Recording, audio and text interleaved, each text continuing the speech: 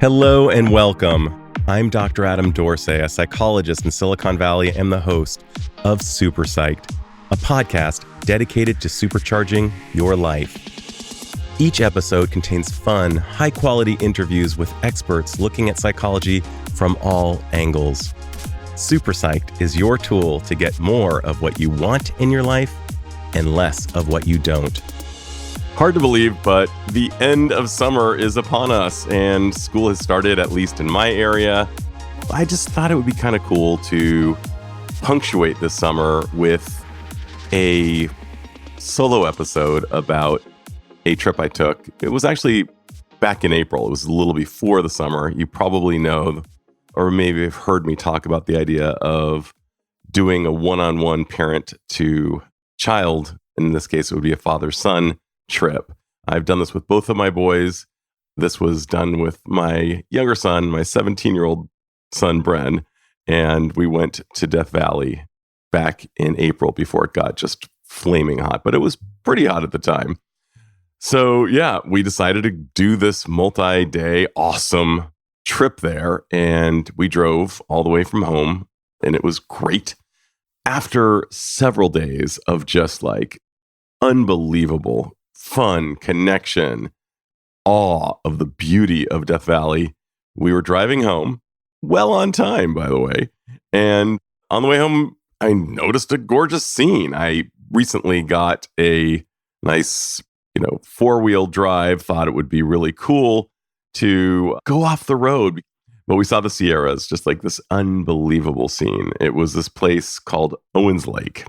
It was what appeared to be a dry lake off Highway 190. So we decided to go off-roading, and we could tell that others had gone there before us. So there was a nice path. It did not appear to be a bad idea. And while we were driving, we were so happy. We had the music blasting. We were just looking at the scene in front of us. It was this gorgeous dry lake, and in front of us, this scene of the Sierras. We drove and drove until we came to realize that some of this dry lake was maybe not quite as dry as we had imagined. And there was just this moment, just this undeniable moment. Oh my gosh, something has gone really, really wrong. And that is that the car would not budge. We had actually sunk into what we thought was dry land, but it was mud. Well, here's the good news. We did have cell reception. That was a miracle. Being out there in the middle of kind of nowhere, there was cell reception.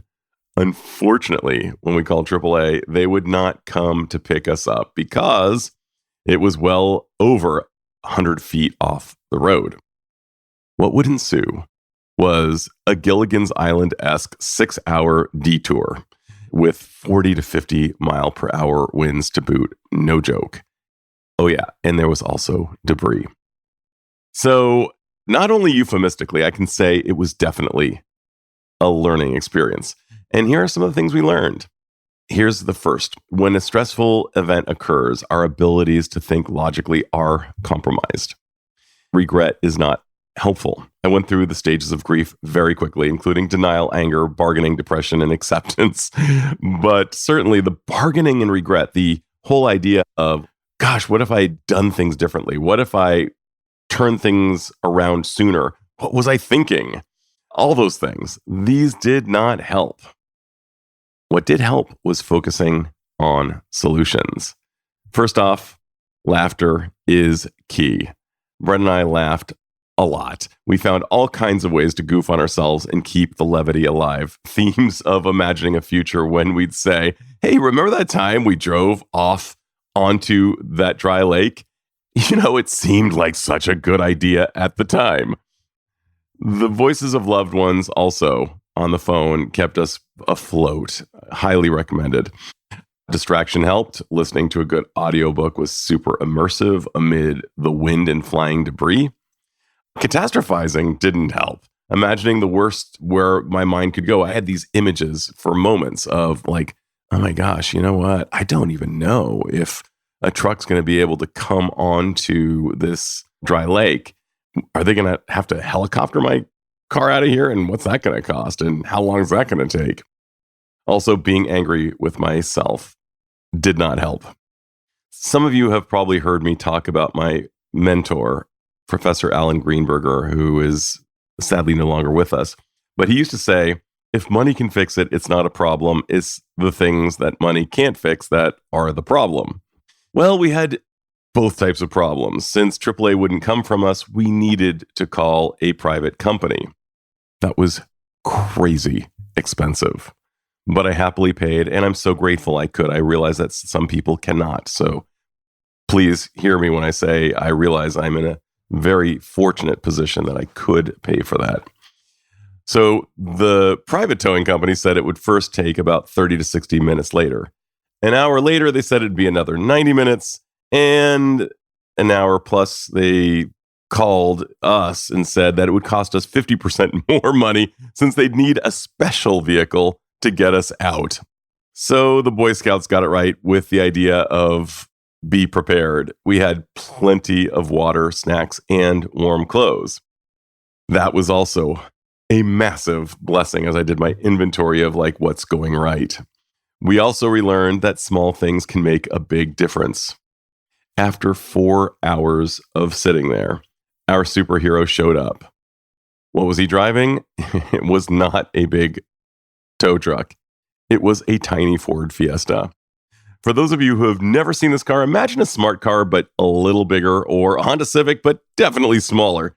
The driver said it was the only car that made sense on that terrain, which kind of reinforced the idea of the ridiculousness of this very novice 4x4 wannabe driver on what we thought was a dry lake. Anyway, over the next 2 hours, this guy driving the Ford Fiesta dug under our car with a shovel. He stuck plastic boards under the tires. He attached a rope to his car and ours and asked me to hit reverse. The rope broke. Twice. Yeah, the rope broke twice. I began to wonder if we'd get out. But then he brought out a winch and he attached to my car battery and the tow hitch. And this time, hallelujah, we got out. It was just such relief. The little Ford Fiesta that could and did save the day. We had hoped to get home by dinner time, but due to my folly, and I take responsibility for the folly because I was definitely in charge here, we got home after 1 a.m. And you know what? It was worth it. My son and I have a great story. It was a punctuation to our epic trip in Death Valley. We will laugh about it, and we actually agree. Our trip couldn't have ended better. It was a great trip. It was bonding. And sometimes these unbelievably stupid ideas that turn into bad stuff in the moment, as nobody gets hurt, it actually is kind of like a theme and variation of comedy is just tragedy plus time. So this will be an ongoing comedy. Worth it. So glad it all worked out.